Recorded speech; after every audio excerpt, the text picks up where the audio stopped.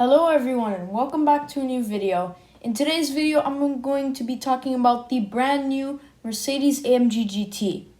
I'm going to be giving you guys my thoughts on its design, and I'm going to be showing you guys all the cool features about this car and what it has to offer for us. So to start off, I'm going to give my initial thoughts about the design. Then we're going to go into the breakdown as we always do, where I show you guys all of the cool features of this car's design.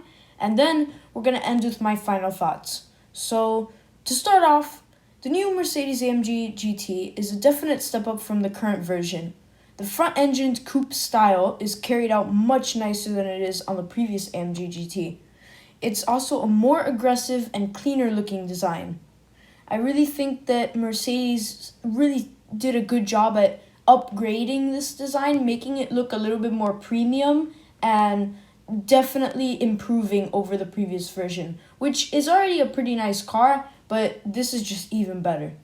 At the front, to start off, we have large updated headlights over the previous version, and these show a fairly simple design. You just have the daytime running lights up here and then the main headlights down there. Pretty simple design, but one thing that I really do like is that you have this subtle chamfer that comes off of the corner of the headlight, and what this does is it provides a more angry expression for the design. Another thing about this front end is you have the normal AMG grille that we all know and recognize.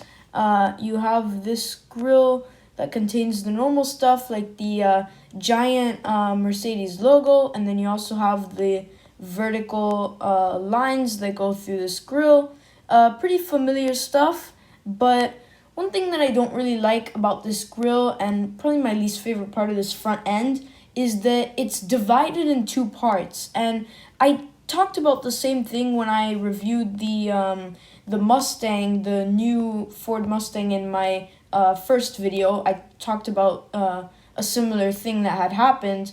And I really don't get why brands do this, because you can see how, since the grille is split into two parts, you have one design up here, and then you have a completely open area that's completely different down here. So you have the fin from the lower part of the front end that kind of just like continues into this lower part, and then on the top part you have the normal AMG grille. It just doesn't really make a lot of sense to me, and I think that what they should do is either fill in this lower part, or better yet, continue the vertical lines down and get rid of this like fin part right here so that it's just the normal vertical lines of the AMG grille. That's what would be better. If Mercedes would be a little bit more consistent with the design, is the word I was going to use, and kind of like make up their mind, because right now it kind of just feels like there's one and then there's another, and they kind of just like combined. So there's like a weird combo here, and I feel like Mercedes-AMG should have really just like kind of decided to do one or the other, and I think it would have been better if they would have just continued the AMG grille design all the way through. Other than that though, at the lower part of the front end we have, again like I said, some fins, and we have a simple front splitter, nothing too crazy, and then we also have this air intake on the side that is shaped very nicely, I think, and this also has a chamfer that comes out and connects to this corner of the split grille, and then you have this black piece that forms the air intake right there in the front. So that's pretty much it. You have a pretty normal setup for your average like sports car, where you have like the headlights. Below them you'll have like a simple air intake, and then you have the main grille area, and then the lower front fascia below that. It's a very clean design is how I would put it. I think simplicity is the answer with some of these designs, and that's definitely the approach that I see Mercedes-AMG took with this new AMG GT. Now, if we move over to the side view, this is probably my favorite view for the new AMG GT, because you get to see these awesome coupe proportions. I mean, the roofline is just gorgeous on this car. You get to see how the roofline just comes up and then slowly slopes down and goes right directly into the rear end. You also see how the hood gets extended out this way and then slowly starts to curve down into the grille area.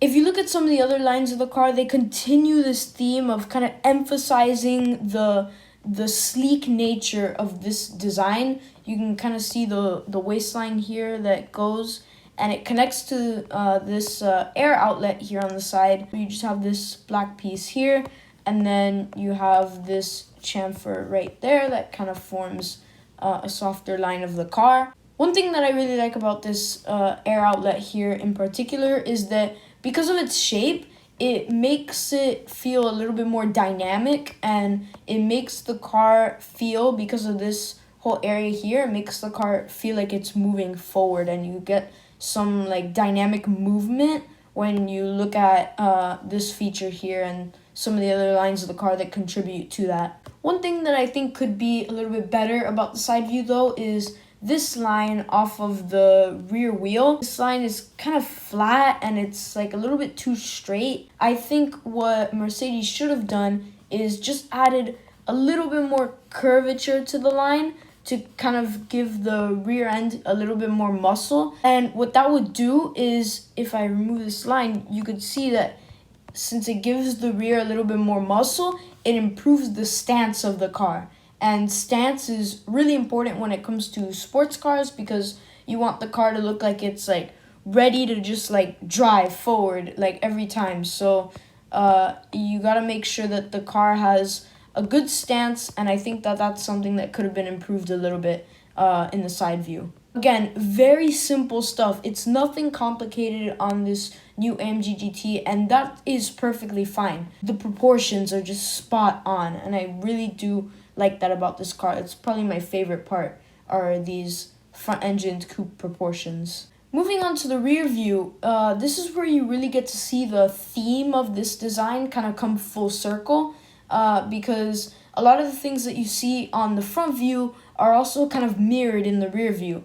For example, you have this air outlet right here that's behind the rear wheel, and this almost perfectly mirrors the intake that we have in the front here, that you have this black piece and then it has a chamfer right there. Well, in the rear, you have a similar thing. You have this chamfer right here, that small one, and then you also have this soft line that kind of creates the shape of the rear end, and that connects right over to this air outlet, very similar to how it's done in the front end. If we look a little bit lower down, you see this pretty subtle looking diffuser, and you have it with some pretty dramatic looking curvatures, but below that you kind of just see the main shape of the diffuser, and this houses the usual AMG square tailpipes. Not sure if I like these or not. I think they're growing on me, and I think they work for a design like this. They're so classic with like modern AMG cars at this point that like I think they look pretty good. One thing that I really like about the rear though are these taillights. These taillights are just, they're done so well. They're a big improvement over the previous version in my opinion, and I think that one of the things I really like about them is that they connect only through this small black trim piece, and then they like expand outwards. I would definitely take something like this over like a full width taillight bar. I think this is just done a little bit nicer. It's a little bit more traditional, and I think it suits this car really well. You also just have a more simple design with the three main pieces like you have in the headlights that I mentioned earlier.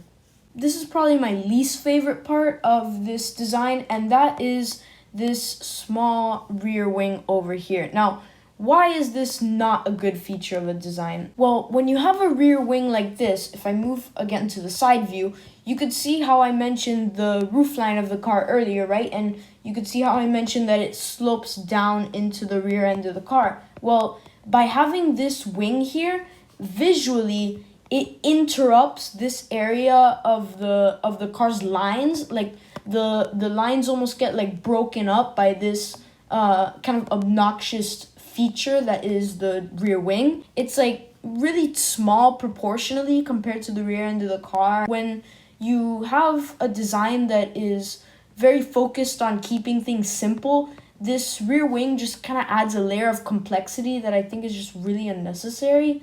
And I would prefer it if this was just entirely removed.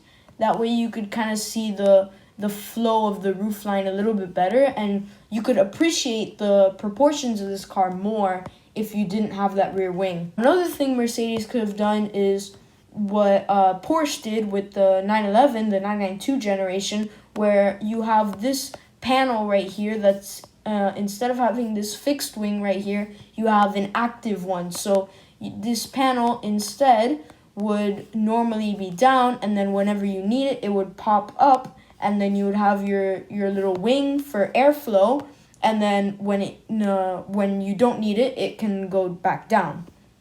I think overall there are just some things that Mercedes-AMG could have done to avoid having this rear wing here and having it kind of break up the design, as well as it not really fitting in with the rest of the features. That's pretty much all I wanted to say about the rear view, and that wraps up our breakdown of this design. We covered the front view and its features, we covered the side view and the lines and proportions of the car, and we covered the rear view, which showcased more of the features of the car and kind of closing up the package of this design.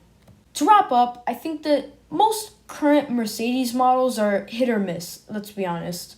You have cars like the EQS that look like a hard-boiled egg, and then you have beautiful designs like the SL. The new AMG GT was definitely a hit. I think that it's a clean coupe with great proportions and styling, and really that's just what we need in the luxury sports car segment right now. It's just a simple design, nothing too crazy, nothing too aggressive or no over styling, just a simple clean design with nice proportions and just a good looking car all around. That's going to be the end of this video though. Hope you guys enjoyed my design review of the new AMG GT. If you guys want to support my channel, be sure to leave a like, subscribe, and share the channel with anyone else who you think might enjoy the content. Thank you guys so much for watching my design review, and I will see you in the next video.